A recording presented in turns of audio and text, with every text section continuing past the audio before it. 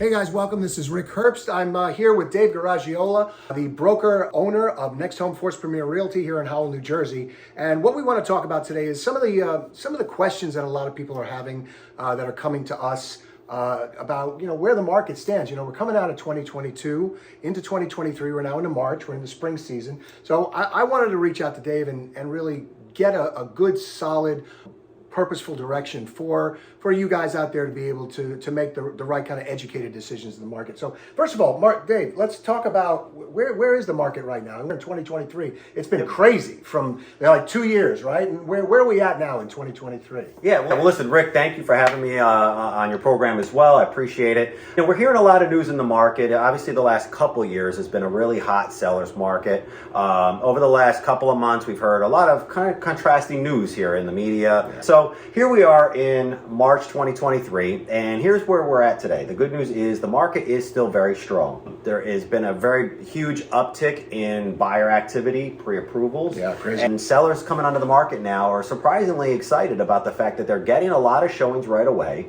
Many buyers coming in at the open houses on the first weekend of listing. Believe it or not, we're getting a lot of multiple offer situations again, which is great. It's very similar to 2022. So a couple things about the market and what's going on over the last couple months, where it was starting to turn a little bit, in a buyer direction. But again, we kind of emerged the last couple weeks. Is we still have a very low number of inventory, meaning there's not enough houses for the buyers.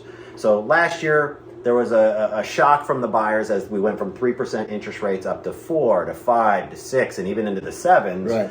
Scared a lot of buyers. It did. Right? It did. They really got almost priced out of the market. They, we're looking at a certain price point, and as interest rates went up, their buying power went down. So a lot of those buyers have exited the market last year, and what we're seeing now is an uptick in a new buyer pool. So, today's buyers are used to these 5, 6, 7% interest rates. They understand what their buying power is, and they're okay with it. They've come out of the holidays and the winter months, kind of ready to go at the interest rates we're at now, which is in the mid 6s. So. Would you say it's more equalized, ish? I mean, more so than it was. It seemed like the pendulum swung very much in the direction of, they're obviously... It swung for a little bit, but it swung back. And again, it really comes down to supply and demand, right? So when a buyer now gets pre-approved in mid 6s, high 6s, and they're ready to go shopping, there's still very few houses on the market. So the buyers are back to looking at the MLS, looking on their favorite websites of the next new hot listing that hits the market. And not only is that buyer looking, but so are 20, 30 other buyers waiting for the same thing. So we're kind of swung out, and then we're swinging back into where we were last year and kind of moving forward at the same pace. Is buyers are eager for the next listing to come out. They're willing to go back to the bidding wars. They're willing to up their offers. We're really seeing in the last couple of weeks above asking, and sometimes significantly above asking. So again, when you couple a new buyer pool that's eager to buy at this percentage, interest rate with the very low inventory, we're going back to the same forces of multiple offers, buyers having to be aggressive. And really the crux of this goes back for a couple of years where, the baby boomer population, they're pretty much set at this point. And we're seeing this millennial age, which is just as big of a population as the baby boomers, now entering the buyer pool. Right. So we've got this large population entering the buyer pool, prepared to pay the 6% or so interest rates in a market that has very low inventory. And again, over the last 5, 6, 7 years, the builders for new construction has not kept pace. And that's how we've got to where we've been in the last 2, 3 years, is this population coming into the market without not enough homes. Right. So let's get to that. Now you're a seller, right? In this market, like you go, okay, there's not enough inventory. Well, it seems like, why wouldn't I jump into that pool? What kind of things what do you see as if you're a prospective seller, you're going to a prospective seller and you say, hey, listen, here's some of the things that are advantageous to you without feeling like, greedy, grab all you can, right? So I mean, from a seller's perspective, there's a few things.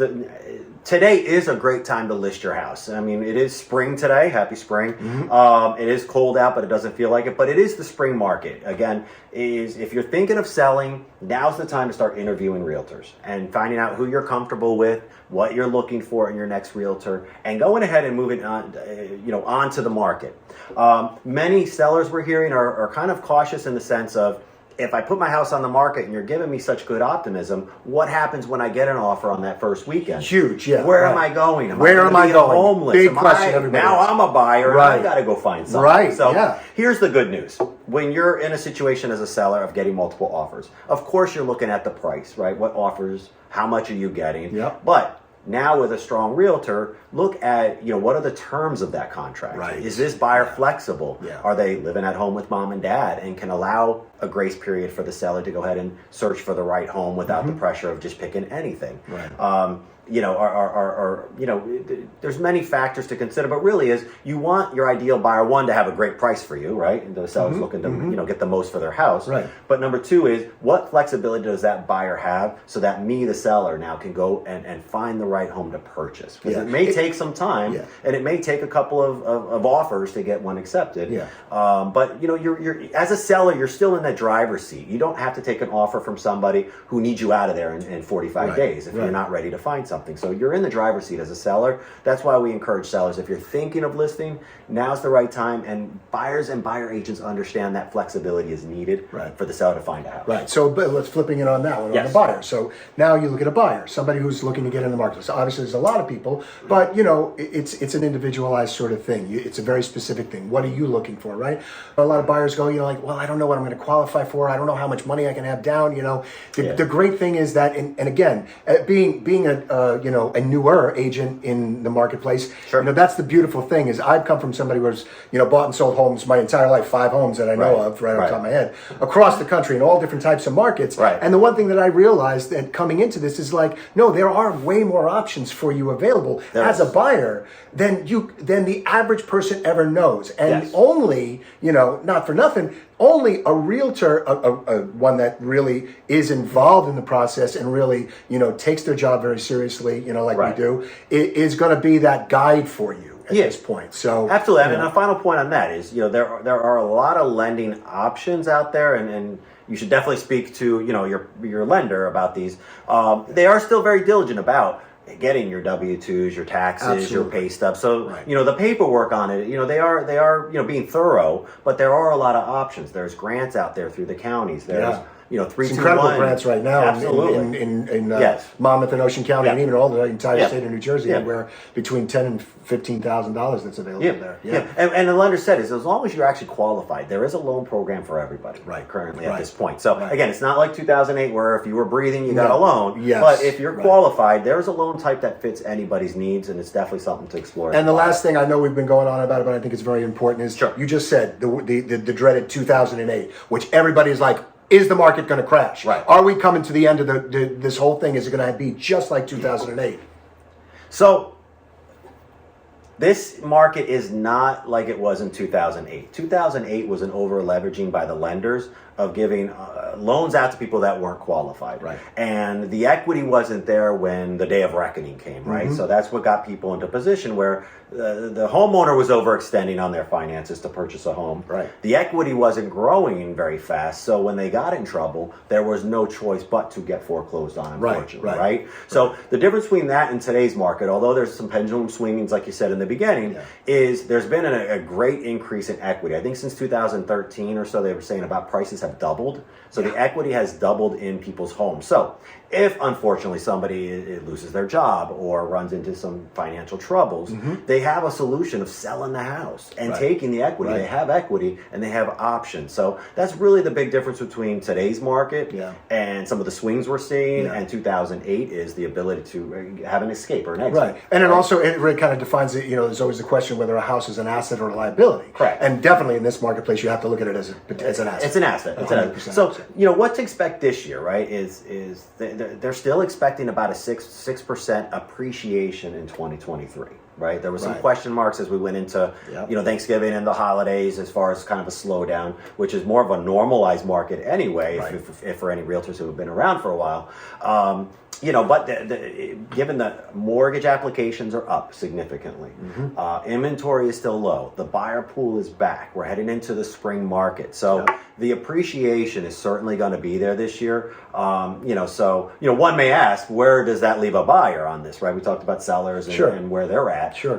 So if I can take a minute, is from the buyer's perspective, there's a few things you can do as a buyer, really to stand out in a world where we're seeing multiple offers again and a lot of aggressiveness. So Right. number one is, if you have a house to sell, get on the market. Yeah. Right? You don't want to be a buyer putting in an offer against other buyers when you have a home sale that's not even on the market. Right, right. Either the other people may not even have a house, it's their first purchase, or they're already under contract Right. or past inspections. It's okay. List your house. Find the right buyer that has the flexibility so Right. that you can then go out and be a solid buyer. Right? I discovered that myself. Yeah, absolutely. Number two is get pre-approved with a solid lender, right? So oftentimes, there's a lot of places to go to get a pre-approval. What we really look for as a listing agent when we receive offers is, was this a thorough pre-approval, or was it a lender that was recommended by the real estate agent who has a relationship and knows and trusts that lender? So, Right. we want to see as a